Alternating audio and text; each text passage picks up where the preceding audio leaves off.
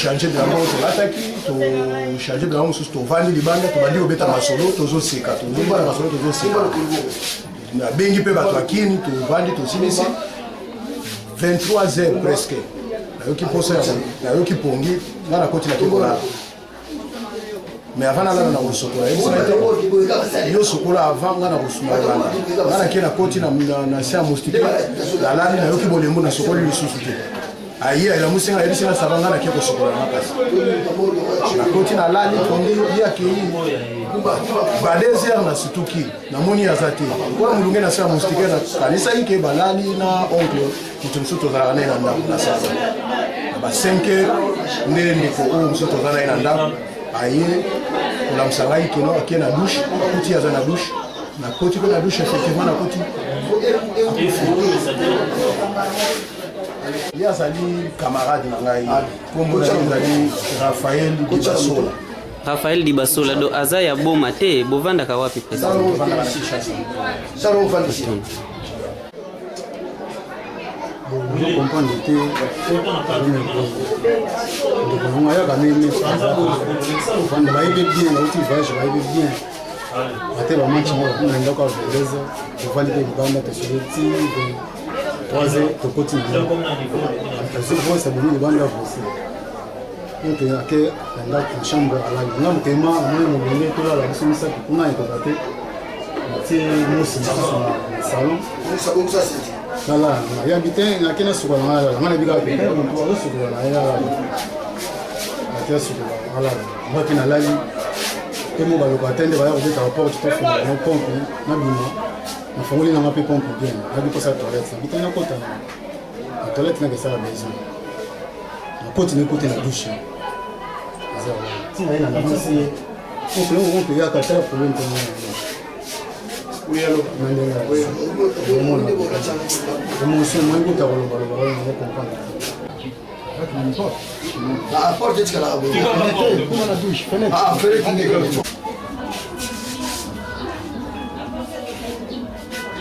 Bonjour. Oui, Zangai. Tuna kaka n'importe quel moto, bana moto zola chabi ba ko ça. Yo zawa. Boni zawa, boni la sosa, basi ba benga déjà na batakisha.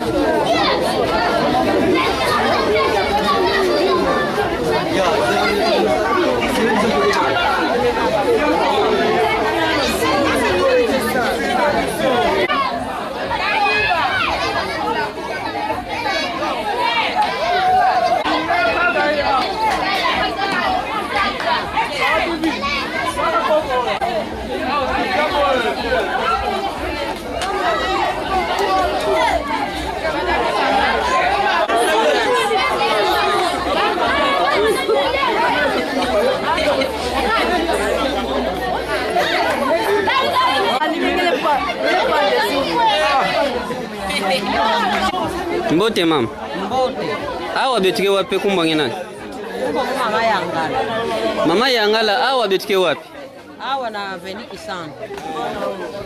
Diamba meka tuza kubwa awa ngelenda sudikisa betu antanke mama wafa seme katukele. Antuka mwana ngoya yini kaza kwako. Animekumbaka neti mwana mwana. Aleni maoneka sasa nini nakate hicho nani kwa nakate hicho. Andiza ulaka tina manini. Andiza mama mume buyi kuna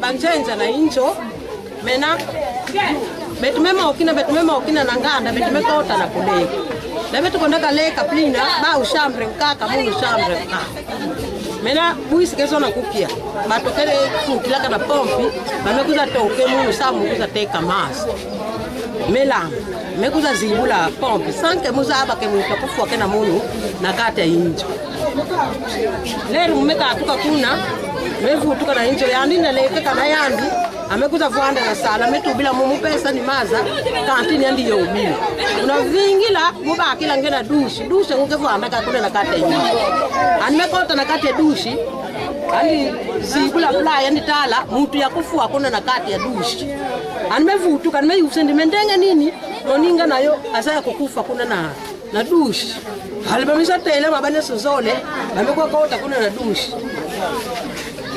leba vutu kaka bameza aula na leta anibeto niyo sitube tumemanisa zaba kimuto kufua kwa kuna hicho tumemanisa kuiza kwa bali betike yivula ti bakuiza ka ba bien beto solo la kabeto bien na kate nganda beto memo kina tiven toaza beto mekwenda leka beto mona feke andikena kubeli ele rea ilufu ina mekuizila ndo beto kena kubaku save akana na kuyobila ndiko utaka kuna beto pesa nkuzaba akana na kuyobile akana niye ipene nkwa kuzaba ve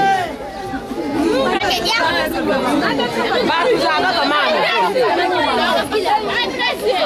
ara filme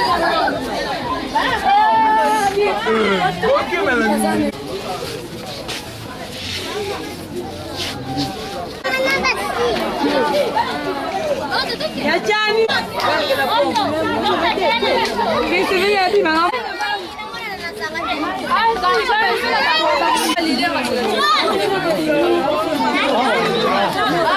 awa betuke na dungi wesisimana manima aveniki santu Kumba ngena ni mama kumba munu ma amalfi na utala diambo ya imeka tuza kubwa antake nketo mama kibuti wa mutini ngena bakila diambo ngo yake diambo ya chisi pe ya wonga pe ya kiadi kena mona awo beto ba alors wafaso ngele na vana ideo faso diambo ngo builaka bon selon ba bakuva injo andike njenja bakuizaka zole bamekuiza na boma neti na kusosa bamevuanda bao pe bien mutu kuiza pe na sante ya kitoko bamebanda solo la bao ya sume baka muna njuto bika mko yobila dusha ngote nakacha injo kaka yakeli yana nimekota na kuyobila baninga mebikana na salon ku solo la ka pongi menata banjoka nde yani kuna na dusha nimekufuaka namo tiba sutu kapleba ko etala muntu nimekufuaka deja yao bamebudisa ngunga na saha tiba kwa kuchimekuiza samba tala na bataleta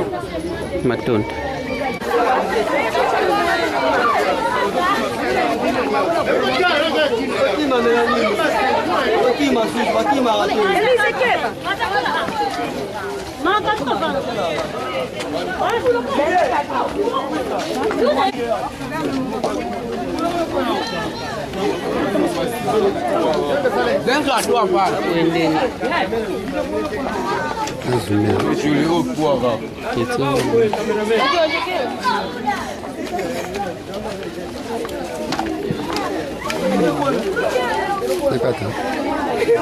Alô?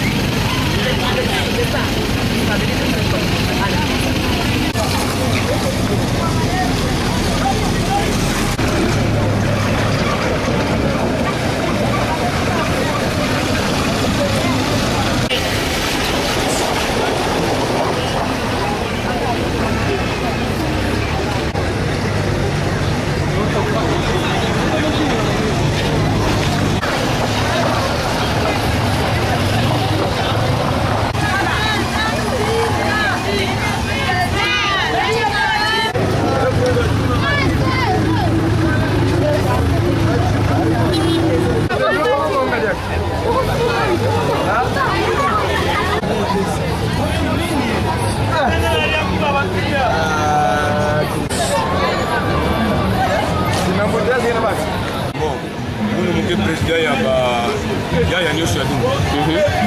Aluma mama yake tengaka na Dumbi baka mkongoni tula na press. Nanga yintu nande ande lenda kanisa kwani yandike na porte yintu nande. Ila camion kena meka kama yombe kena kuisa. Yandi camion yandike tula yaka pimpi pinge kato penge shona ngire ukatuka ve. Kipe diri ke kake bwana bandi masola. Moza nimesa bika na yintu. Yale ndo kufuwa yankaka yani mepi na press. Yani kuna na ngona ina bika yintu. Meka na mutu kena ntimu. Meza hapa kimesala kana kaminyo kina kuiza kule premier manisa wamujiona kesho kile bosi leta ba kisalo alo yani baka tuka leta kabisa ba uko ya risk. Merci beaucoup.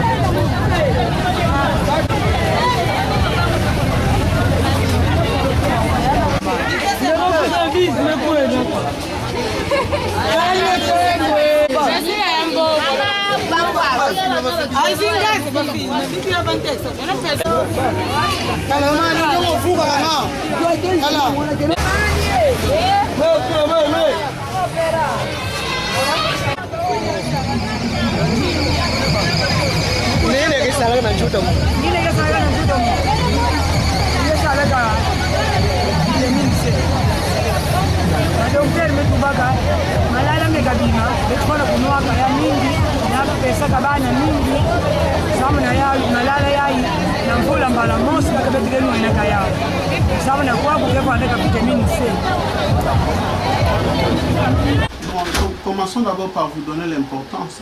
Oui. Ce comme tout fruit, l'orange est riche en vitamine C Nous savons tous que la vitamine C participe au bon fonctionnement de l'organisme. Bon, une fois de plus, il faudrait interpeller la population à ne pas consommer les oranges non mûres. Parce que nous savons, quand ce n'est pas mûr, donc ce n'est pas riche en vitamine C. Donc on ne consomme pas la vitamine, maintenant c'est du poison. Nous demandons à la population de refuser de consommer les oranges non mûres. Parce que si on ne consomme pas les oranges non mûres, au village aussi, ils vont éviter, n'est-ce pas, de commercialiser les oranges non mûres. Une fois de plus, ici, nous interpellons la population et l'État, le relais, donc les responsables, d'être vigilants, de contrôler ce que la population consomme. Donc, si ce n'est pas mûr, ça ne nous aide pas. Nous cherchons de la vitamine C. Ben là, vous consommez du poison. Vous risquez d'avoir, de développer des maladies à la longue. Prenons par exemple des maux d'estomac, la diarrhée, constipation.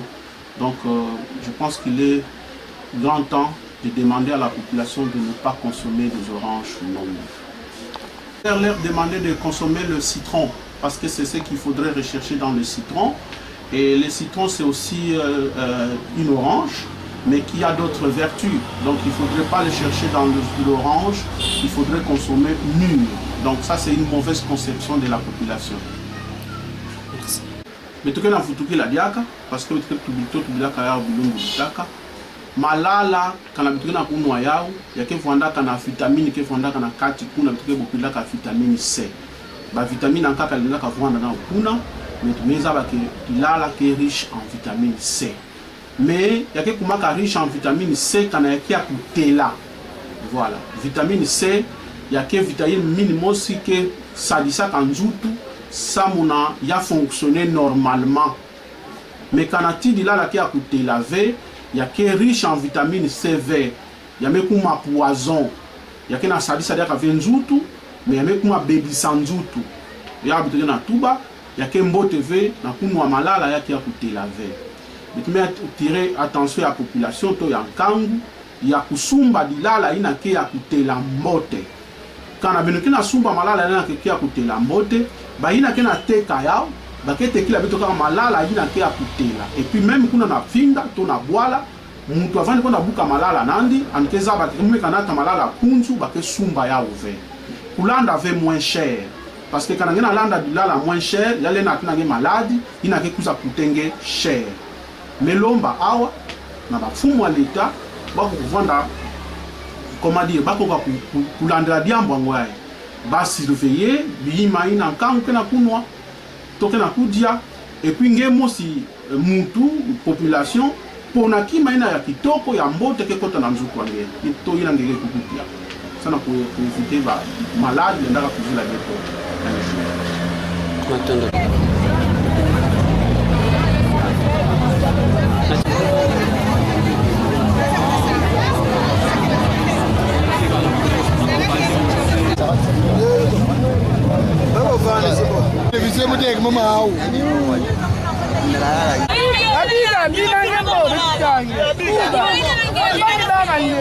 Funny,